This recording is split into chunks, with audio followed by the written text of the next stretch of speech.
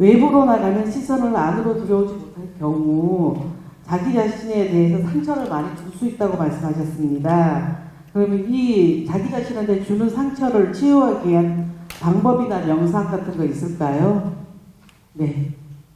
So we learn to guard the gate of our senses. So we are like a guard outside the palace, and we control what comes in and what doesn't come in. So you imagine, the Buddha said it like you have a big castle, a big palace, and there's a gate coming into the palace. And that gate is our senses, our eye, ear, nose, tongue, body, and mind. And mindfulness is like the guard who decides who gets in and who does not come in.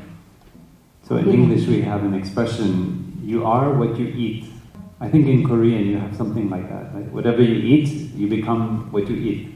And we eat not only with our mouth, but also with our eyes and our ears and our mind. So by being mindful of our breathing in the present moment, we learn how to be mindful as well of what's coming in through our eyes, our ears, our nose, all of our senses.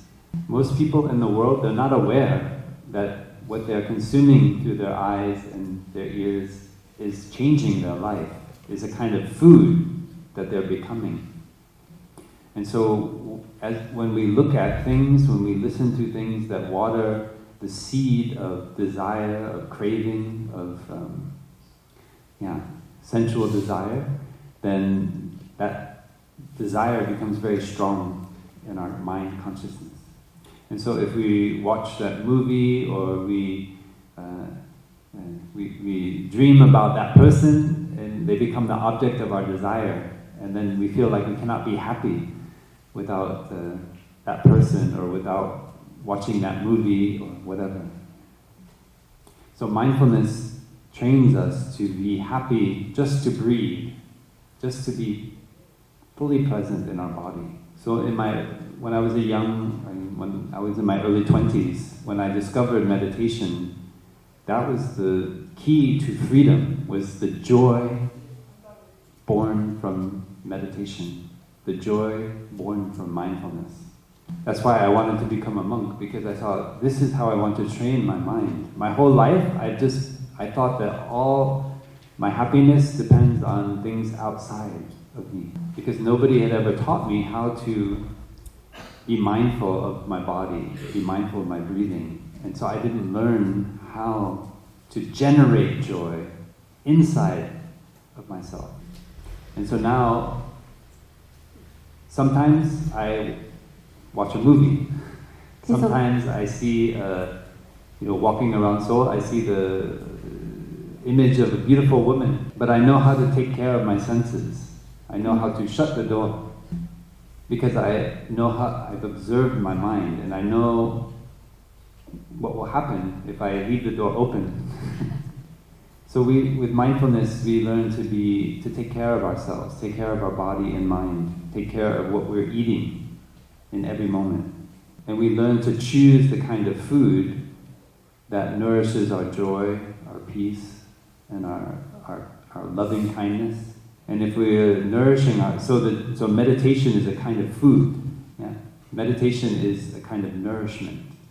And every moment we are aware of our breathing, aware of our body, and not only do we have to do it in the Dhamma hall, everywhere, anywhere we go throughout the whole day, we see our breath, awareness of our body, awareness of our feelings. That is a food, a kind of nourishment for our peace, our joy, our happiness. We call it appropriate attention. Yeah, appropriate attention. It's in Sanskrit, it's yoniso manaskara. So you direct your mind towards the wholesome, nourishing, positive things, and you shut the door to those things that water the seed of anger or jealousy or. And to do that, you need to train yourself. So that's why we come for temple stay. That's why we go to the retreat, a mindfulness retreat, so we can train ourselves. And if we train ourselves, then we become a guide, a beacon of light for our family, for our children, for our loved ones. they might get caught in sensual desire, but they see that we're happy. And when they suffer, they will look to us. They will see, why is she so happy? We are very kind to them. We are very present for them. And because of that, when they suffer, they will come and look for our help. And then we can share with them about mindful breathing, about how to walk with mindfulness, how to stop running. And then what we think is just our individual practice becomes a collective. So we do it together. So actually we don't ever practice as an individual. We're always practicing together.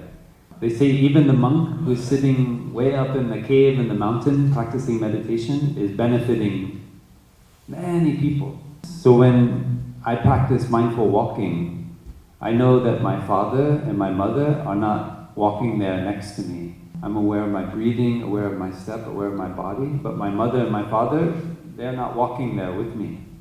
But if I look deeply, I see that my mother and my father are there in every cell of my body. I am a continuation of my mother and my father. And so if I practice mindful breathing, mindful walking, it's not just for myself, it's for my mother and my father and my grandparents. We are all walking together on the path as a stream of ancestors.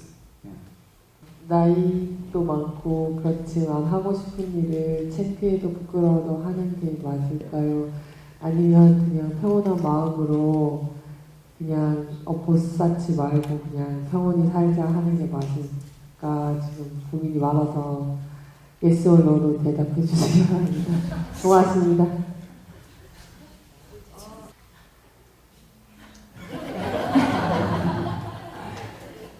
Yeah, so the nature of our mind is to make two things. It's like the left and the right, and there's up and down. And so when our mind is thinking about making a decision, should I do this or should I do that? We make two things. And in reality, there's a middle way. And so with meditation, we become free of this comparing mind. Should I do this or should I do that? We call it the not to mind, or non-dualistic thinking. So we have to recognize we have that tendency. Should I do this or should I do that? Should I pursue my projects or should I give up? The reality is never one or the other, right? The reality is beyond ideas of... And so part of the training of being aware of the breath, being aware of the body, is we bring our body and mind back together and we become free from this dualistic thinking. I heard that I think in China, maybe in Korea, there's a kind of gate. It's like the not to gate. You go through that gate, you become free of. Yeah. And so we see that when we are able to come back to the present moment, be aware of our breathing, we can let go of our thinking, should I do this or should I do that? We think we have to do this or we have to do that, but that's only at the level of our thinking. That's not the reality.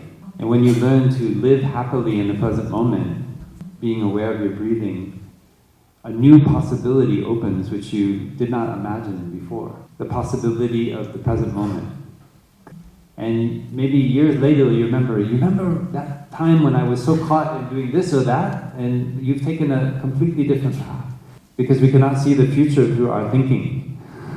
So practice letting go of the future and you already know what to do in the present moment. Okay?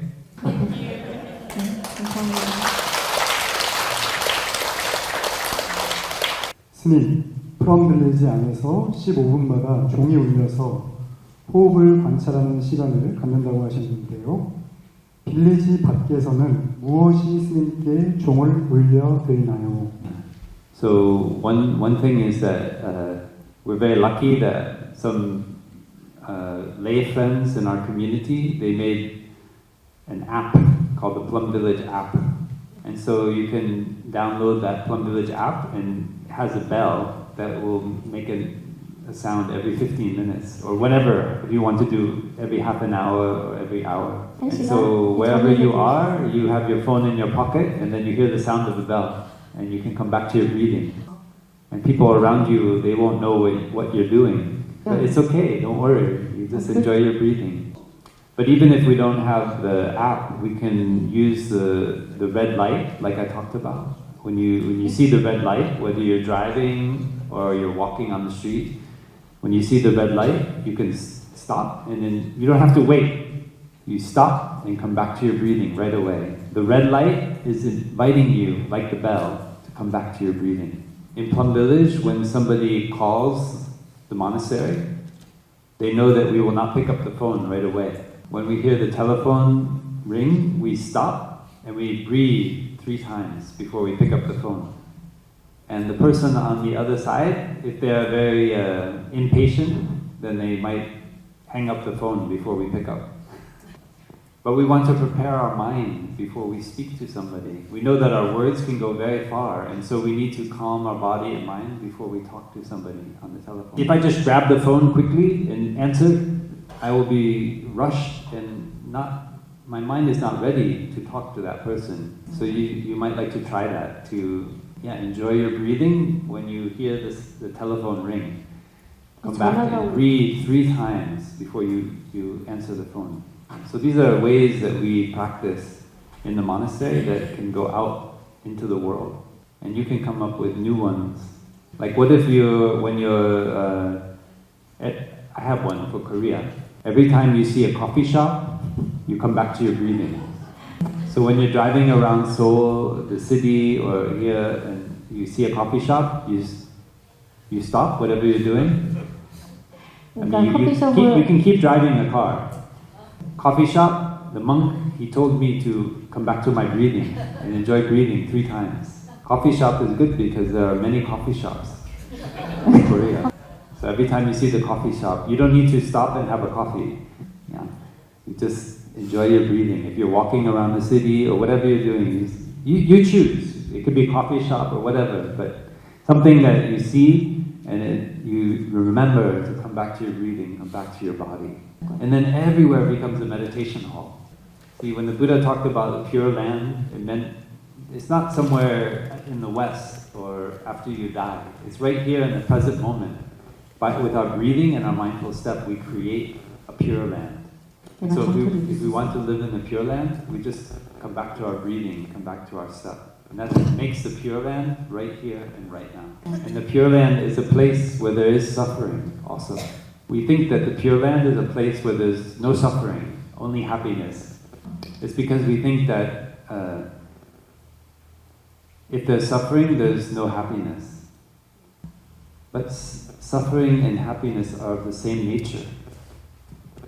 Without suffering, there's no happiness. It's like the lotus flower. In order to grow, the lotus needs the mud. And so, in the Pure Land that I live in, there's suffering. But we know how to transform our suffering into happiness. Just like the lotus is transformed from the mud into a beautiful flower. So if we find ways to practice like that in every day, then we turn Korea and everywhere into a pure land. And when we see suffering in ourselves or the other person, we know how to help to transform that into happiness and joy.